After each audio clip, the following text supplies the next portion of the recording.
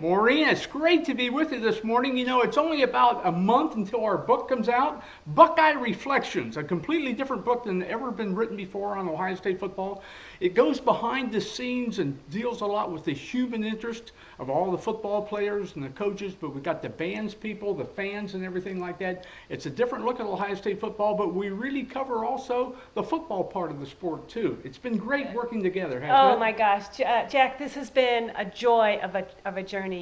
For those of you that don't know, I'm Maureen Zappala. Of course, you know Jack Park, the voice of Ohio State football. We have, like Jack said, we have poured ourselves into this project for the last 2 years. Buckeye Reflections, legendary moments from Ohio State football.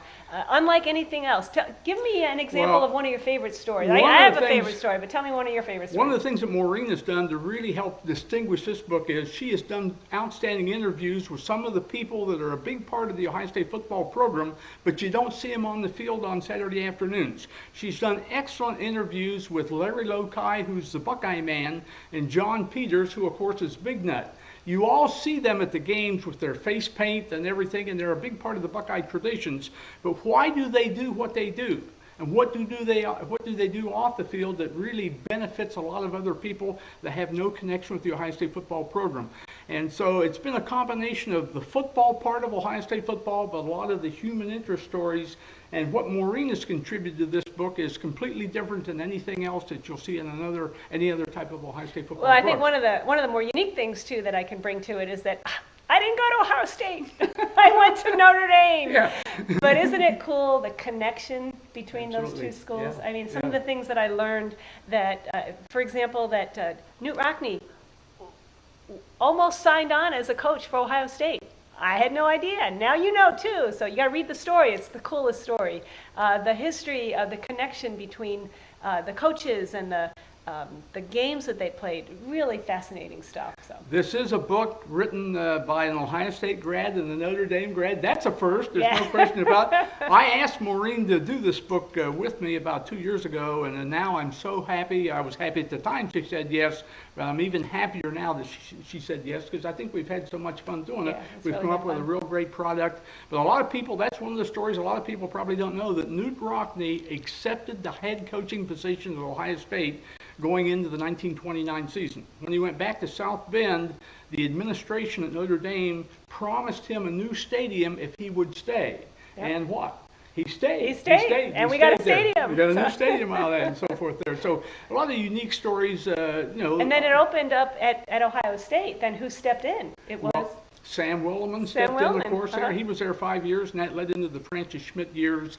One of the most interesting interviews we did, and we're so fortunate, Jim Tressel spent 3 hours with the two of us. Yeah.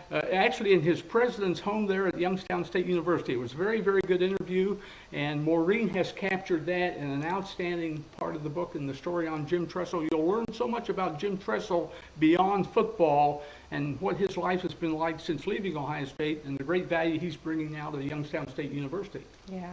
You're going to love this book. If you're an Ohio State grad, if you know one, if you gave birth to one, if you married one, if you live next door to one, if you work for one.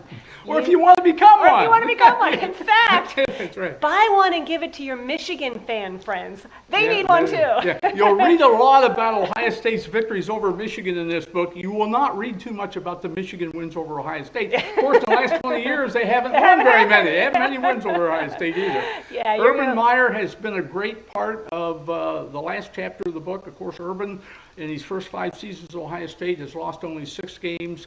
He gave us a really good interview that I did with him in Chicago. You'll find out a very unique story about how Urban Meyer got the assistant coaching job at Notre Dame under Lou Holtz. Yeah. And we'll leave it at that. I think you'll find that story, though, is very, very unique. Yeah. You're going to love this book. Book is going to be released shortly. It's at the printer now. We're looking at a release date of about end of November, so it'll be in time for Christmas sales. So if you're interested in updates, go to the website, BuckeyeReflectionsBook.com. Give us your email address. We'll send you updates. It's also going to be the webpage that you can actually purchase it once it is available. So that'll be in the early part of December. So Maureen and I will be doing a lot of book signings around the state of Ohio in the month of December. So please come out and see us, and we'd love to see you. And we'd love to personally autograph the book for you, your family, or whoever it might be going to. Yep. All right. Until then, go Buckeyes. Go Bucks!